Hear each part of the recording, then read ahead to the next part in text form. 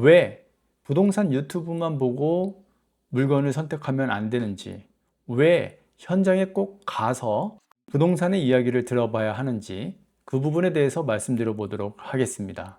사실 대부분의 부동산 유튜브는 장점을 중심으로 얘기할 수밖에 없습니다.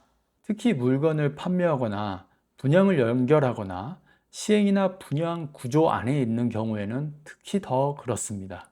왜냐하면 단점을 세게 얘기하는 순간 계약으로 이루어질 수 없기 때문입니다. 예를 들어 여기는 사업이 오래 걸릴 수 있는 단점이 있습니다. 조합 갈등이 있습니다. 추가 분담금 우려가 있습니다.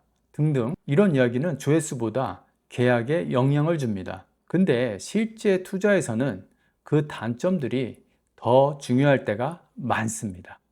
한남 뉴타운은 2003년도에 지정이 됐는데 아직도 사업이 끝나지 않았습니다. 성수 전략정비구역도 비슷합니다. 성수 전략정비구역 발표가 2009년입니다. 거기도 아직 진행 중입니다. 근데 유튜브만 보면 내년에 바로 될 것 같고 금방 몇 억 오를 것 같고 바로 입주할 것 같은 그런 분위기가 많습니다. 하지만 실제 현장은 훨씬 복잡합니다.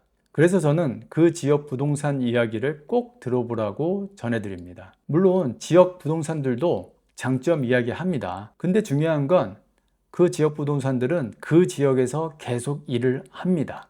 들어오는 손님에게 책임지지 못할 말을 계속 늘어놓을 수는 없는 겁니다. 오히려 현장에서는 이런 이야기가 나옵니다. 조합 분위기 안 좋다, 생각보다 오래 걸린다, 추가 부담금 변수 있다, 동의율이 현재 이렇게 되는데 어떻게 될지 잘 모르겠다. 이렇게 책임지지 못할 말들에 대해서도 얘기가 나온다는 얘기죠.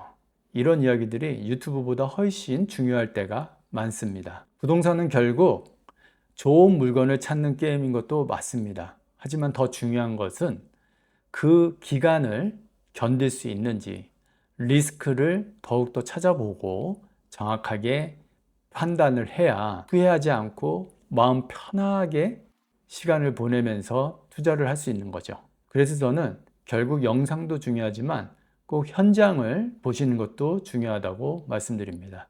현장 분위기, 지역 분위기, 부동산 분위기 가서 보면 확실히 더 느껴지는 게 많으실 겁니다.